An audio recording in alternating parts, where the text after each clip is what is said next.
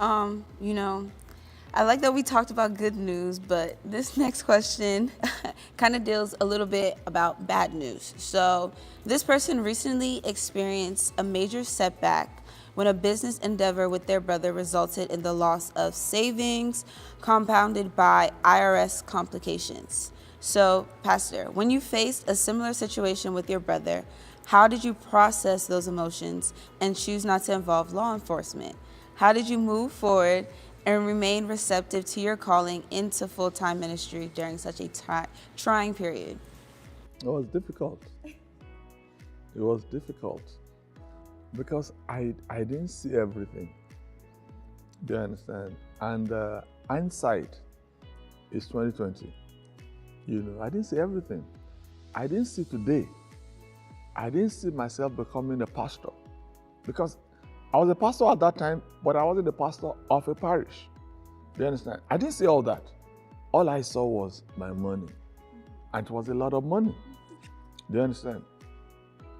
But what I also saw is that, and it's a fact of life I live with, there are some things I pray not to lose. I don't want to lose God. But if I lose money, I can make it again. I can make money again. And that's it. And I've seen stories of people who have lost money, who have made it again. I'm telling you, who have made it again. So I'm not afraid of losing money because I know that if God has given you the grace to make the money in the first instance, and this is money that you honored Him with, He is able to make another way. Do you understand? So I didn't think so much of, you go to law enforcement or what? Law enforcement. I don't need all that. This will shock you right now. The same brother I'm talking about, I've been giving him monthly allowance now for the past 5 years. What am I trying to prove? Nothing. God has helped me. That's all. I still spoke to his son 2 days ago. Right? After the loss of this money that we're talking about, I paid for 4 years college for his son.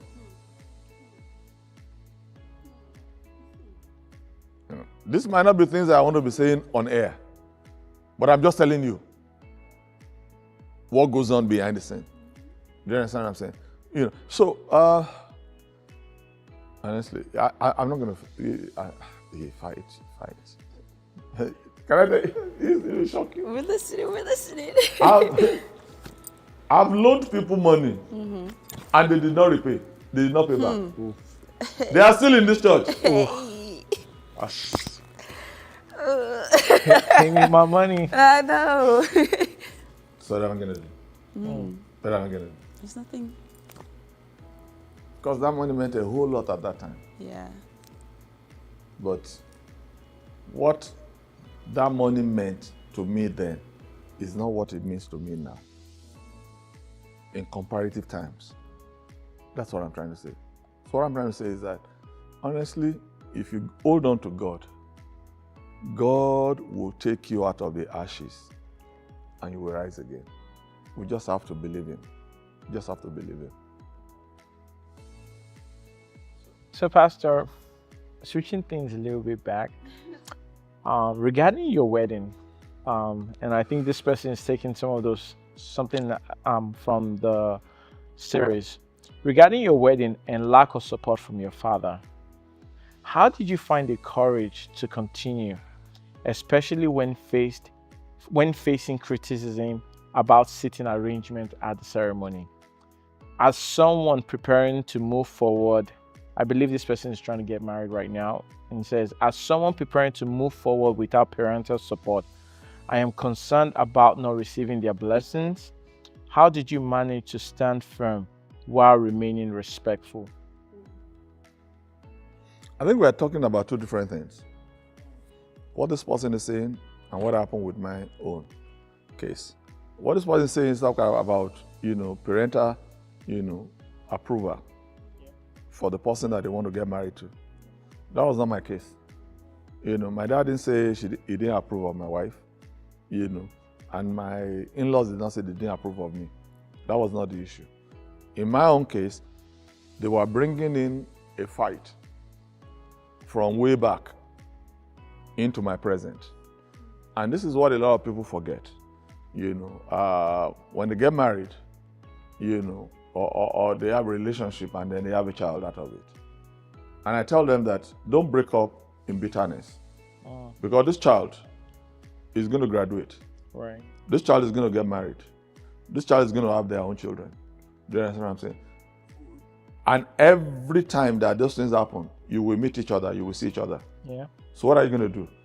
And this is why some people, it is at the time of the marriage, of the wedding, that they use as a fighting platform to get back at each other for a fight of 30 years prior. That's stupid, really. I'm telling you, excuse my language, it's stupid. You don't understand what I'm saying? Because it's no longer about you 30 years ago. You are both not married again. So what is the point? What is the problem? This child is the one in question. Let's rally and support this child. Right. I might have disagreement with you. I might have disagreement with you. But if we have a common objective, that is, let's raise JHB up. Honestly, I don't care about my differences with you. Yeah. This is what we have agreed. Let's raise JHB up. Then let's do it. And that's it. I might not come to your home for lunch or for dinner, but let's raise JHB up. That's what they need to think of. So in my own case, my dad wanted to use a 30-year-old whatever issue. And I said, no, it's not going to happen. It's not going to happen.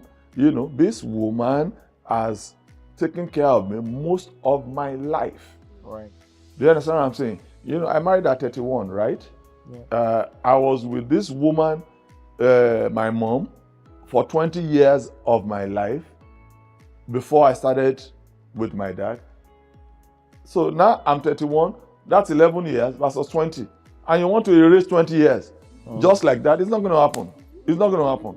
Do you understand? So I said no. So this is why I tell you that I study patterns. Right. Yep. Every help was withdrawn from me. But the marriage still happened. The wedding still happened. The marriage, we celebrated 35 years of it. Why will I now doubt him now? If he did that 35 years ago. Right. Somebody will now say, oh, I withhold my finances from the church. I said, please put it in your pocket. Because God has remnants. People that He will just touch their hearts and they'll be looking for you with a check. And I say, how did you know? Let me give a good example. This God. When we were building this church, the first part, and somebody had gone to the bank to say to the bank that we don't have money, that they should withdraw the loan. And the bank decided to withdraw the loan. So the loan itself was not enough, and that which we were taking, they decided to withdraw it and all that. So it was a tough one. It was a tough time for us. We looked for another bank, and the bank said, if we could get $50,000, that they can revamp it and give us a larger loan and write off the other one, pay off for the other one, and then we'll go on.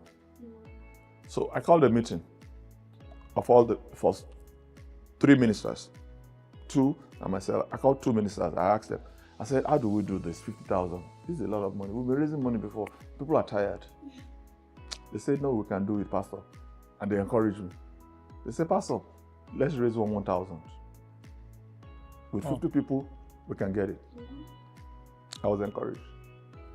So on the day we came to church, we tried to raise the money. I think we got $23,000 that day. And I was looking at the list of those that gave. Those 2 people, they did not give any money. Wow. Wow. So I knew they were playing games. So I said, that's all right. And then I said, okay, we have 23,000. How do we get 27? So I spoke to a lady. She used to be in this church. She said, Pastor, I said, if you can loan us $5,000. She said, is $5,000 what you are looking for? I said, no, it's more than that. Too. And she said, hey, don't worry, I'll give you 10,000. Oh. At that time, I didn't even know that people had that kind of money. Oh. It was a lot of money at that time. I'm talking about 1998. Oh. So she gave me 10,000. Then it was difficult. Anyway, then one guy called me. He said, Pastor T, I hear you're looking for some money for your church and the building. I said, yes. I said, I'll send a check to you. He said, whenever you have the chance, pay it back anytime. And this guy sent us 10,000. This guy I'm talking about is a pastor today. Wow. He doesn't attend this church. Wow. And he sent the money. I couldn't believe it. When you have gone through that, this was 1998. Oh. Now we're in 2026. You think I will have financial issues and I'll be panicking now? Oh. David said, he was with me when I killed the bear. Oh. He was with me when I killed the lion. He said, this Goliath, he will fall. Mm-hmm. And that's it. I have seen God many times in action on issues like this. The only thing I say to people who are very close to, I say, don't bet against me, because you will lose your deposit. You will lose your deposit, I'm telling you. Yeah. Don't bet against me. If you know you cannot help, don't worry, take a walk. But don't stand and say, I'll bet you will not be able to do. Now you've messed yourself up.